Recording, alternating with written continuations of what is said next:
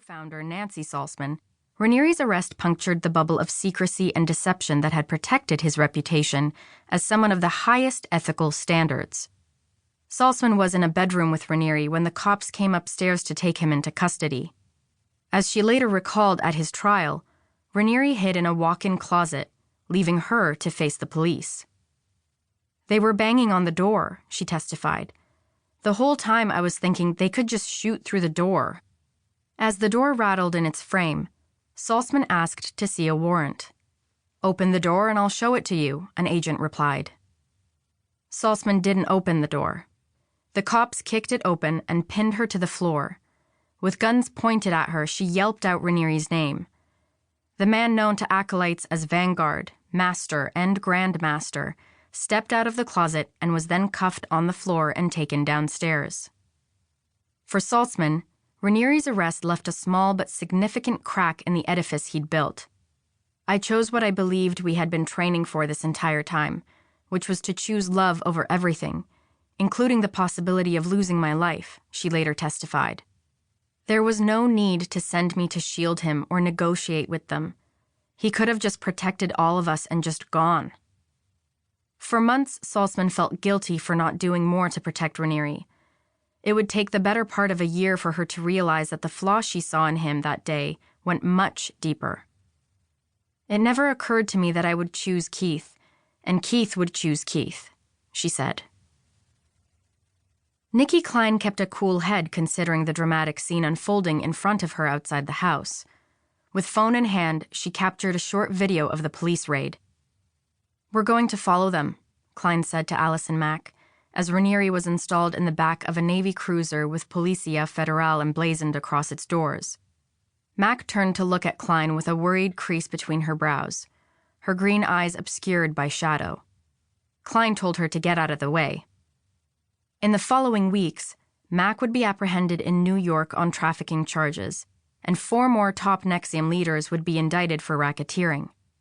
Their alleged crimes would amount to identity theft, forced labor, confining an undocumented migrant for 23 months, wire fraud, extortion, and obstruction of justice. A year later would come the charge that Raniere took sexually explicit pictures of a 15-year-old NXIVM student, adding possession of child porn and child exploitation to his rap sheet. These allegations laid the foundation for a massive racketeering trial beginning in May 2019. "Let's go, you guys," Cline called out to Mack, Salzman, and others as the cops pulled away. Raniere was on his way to becoming federal inmate number 57005-177, scrutinized under the unflattering fluorescent light of the American justice system. On the first day of his trial, May 7, 2019, Raniere appeared diminished but not broken. He was smaller than you would expect from his photos, all head and shoulders with a squat torso and a lower body that seemed to taper off quickly. His hair was shorter and grayer, floating in uneven waves around his temples. From a certain angle, the glare of his glasses obscured his glances across the room at a jury of his peers. "Keith Raniere is the only defendant who will stand trial before this jury," Judge Nicholas Garifas told the jurors settling into their places in his Brooklyn courtroom. "Please do not speculate as to why this is the case." After many months of pretrial dealings, Judge Garifas seemed at ease correctly pronouncing the name Raniere and his organization, NXIVM. Raniere's co-defendants had already pleaded guilty to serious crimes, ranging from extortion and forced labor to identity theft and harboring a migrant for financial gain.